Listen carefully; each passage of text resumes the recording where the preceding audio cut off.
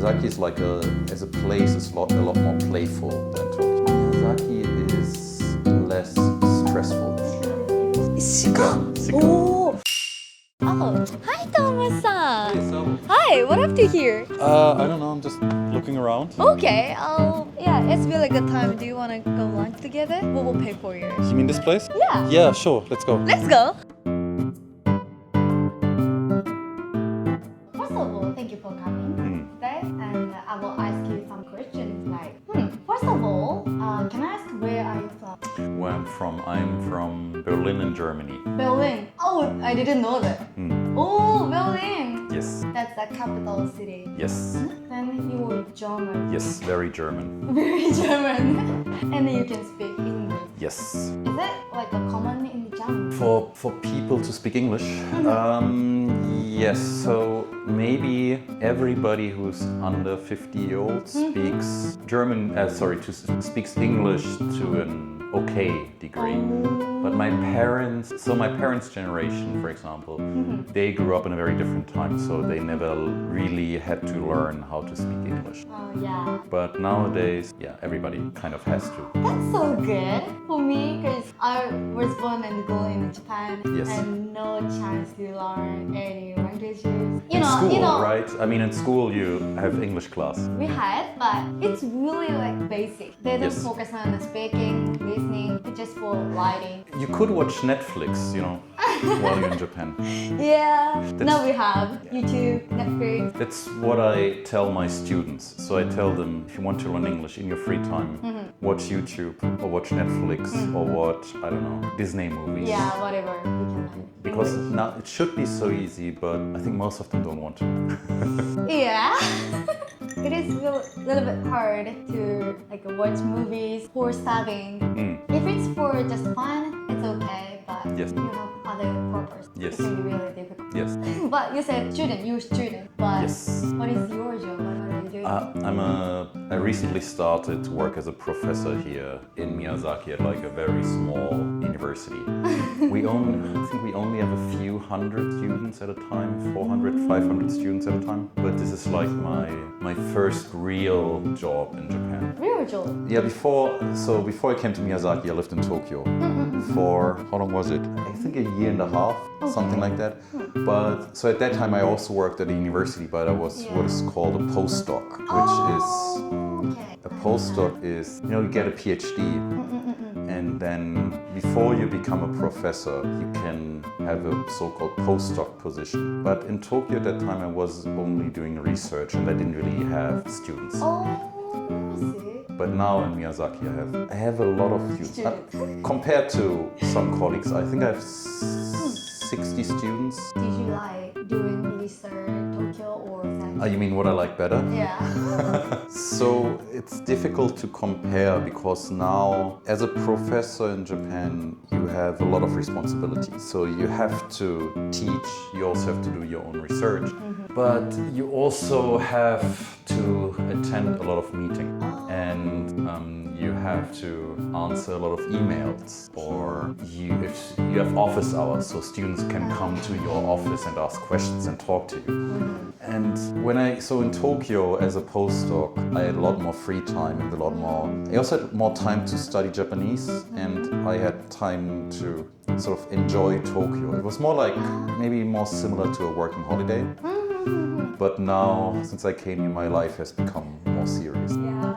At the same time, Miyazaki is like as a place, is a lot more playful than Tokyo. Really? Playful in the sense, of course in Tokyo there's a lot more to do. Yeah. There's a lot more, I don't know, entertainment. Yeah. But Miyazaki is less stressful. Oh yeah, that's true. There's stressful, but nothing to do. You have to find, I guess you have to find something to do. Yeah. I think there's a lot you can do, but in Tokyo it really falls into your lap. So in Tokyo, for every day you can go to a website that lists events in Tokyo. Every day in Tokyo you can find a festival or you can find something. We got a food. 写真撮ってもいいですか? もちろん. Wow. Shika. Oh, you know what is shika? かわいそうね。Are you vegetarian? No. what I want to say? No, about living in Miyazaki. Oh, yeah. So like in living in Tokyo you can find stuff to do every day.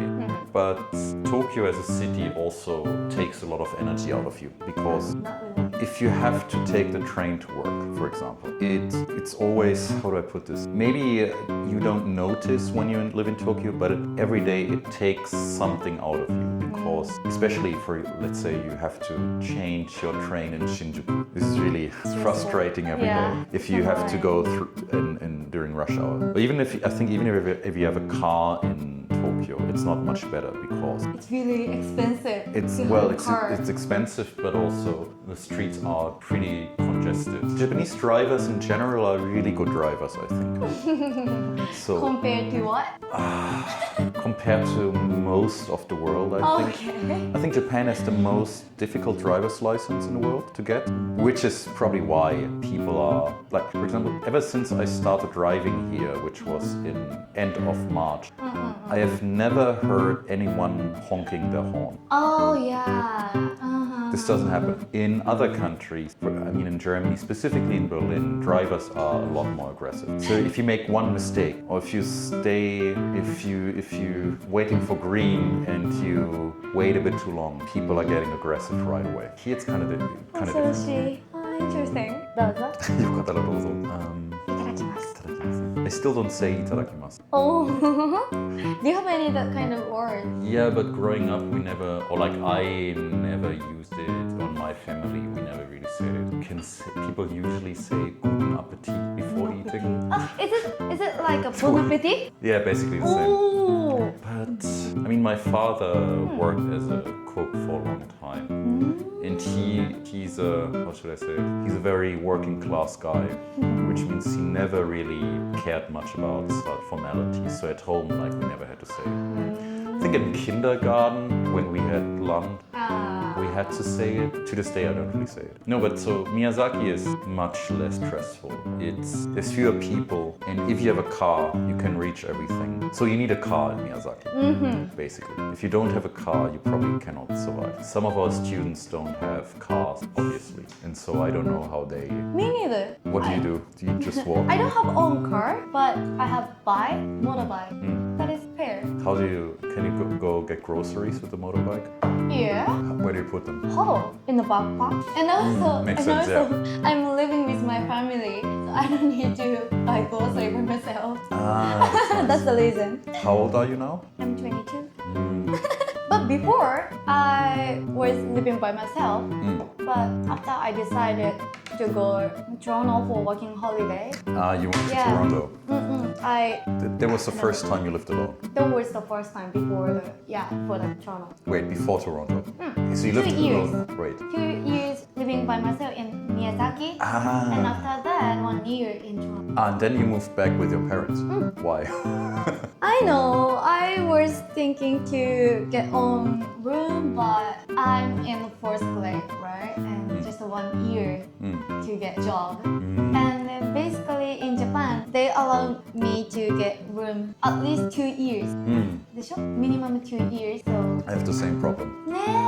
that's why it was really difficult to get own place. Yes. Yeah, renting in Japan is also very different from so I lived in a few places before, but Japan has like a very special system that you don't find really anywhere else. Yeah, and it's really interesting, but it's not, I don't want to say it's not allowed, but people tend to use like a company to rent house. Yes, the guarantor company. So you have to pay your rent. You don't pay it to the actual owner or the landlord, but there's an intermediary company between you and the landlord, and you pay the intermediary company. And then the intermediary company pays the landlord. And if you're late on rent, this company between you handles whatever happens. that's making story difficult. But it's kind of very Japanese style system because a lot of things in Japan are about minimizing risk for yourself and sort of diffusing or sharing sort of this type of responsibility. Either like, when it comes to renting with a different company or with at work with your colleagues. So for example, if something goes wrong, it's not just one person who's responsible and has to take the fall, but maybe a department, or maybe you cannot really tell who made a mistake, something like that. Do you think is it good? Or it's good and bad, right? Is it good or bad? Well, first, it's probably not going to change, so it doesn't matter if it's good or bad. At least in the next, I don't know, 20 years, something like this is not going to change. Is it good or bad? I haven't really thought about this. It has advantages. So one thing I noticed when I moved to Japan, there's two words that show up almost everywhere, but especially in advertising, which is anzen and anshin. So what's the right translation? I know what it means, but the words in English are kind of, I mean, it literally means something like a safe heart, or you are being at ease, or something like. So you find this, if you watch TV and watch advertising, a lot of advertisings talk about anzen and anshin. So this is kind of really important. If you watch TV in other countries, something like this basically never comes up. Not to this degree. And so this is very important for people here. And if you go to Starbucks or what else, Tully's or one of these cafes, there's always a lot of people working there.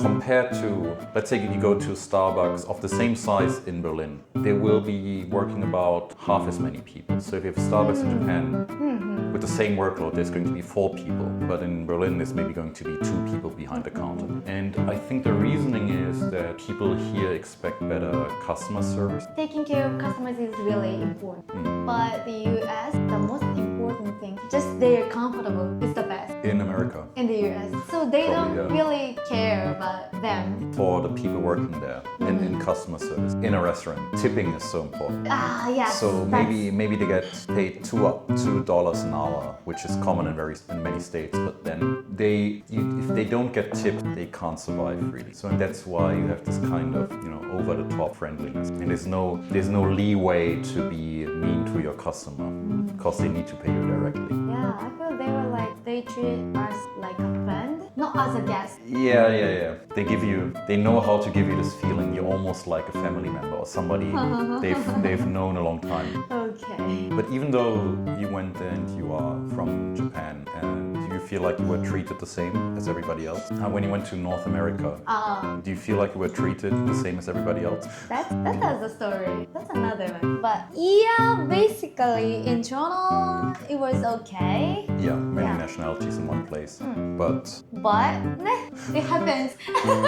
What happened? First, most of the white treat me. Everyone thinks I'm Chinese. Yeah. But for Japanese, Chinese, Korean, and Japanese and Taiwanese, it's very different. It's really different. Yes. But I can understand. It's really difficult to define who is Germany, or who is German, who is from England or other US or something. So I can understand, but still, I'm not comfortable with that. When they assume you're from China. Yeah. But what exactly happens? So they come to you and they just think you're from China. When I go to the palace, some stranger said chong chong chong chong, something like that. Yeah. I don't know what does that mean, and I don't know what is that still now. But obviously, it sounds like Chinese, and they get like this. It is the it's just racist. Asian. It's just racist. It's a huge problem in most Western countries. Yes. Well, not only Western countries, but let's say non-Asian countries. Yeah. I have some friends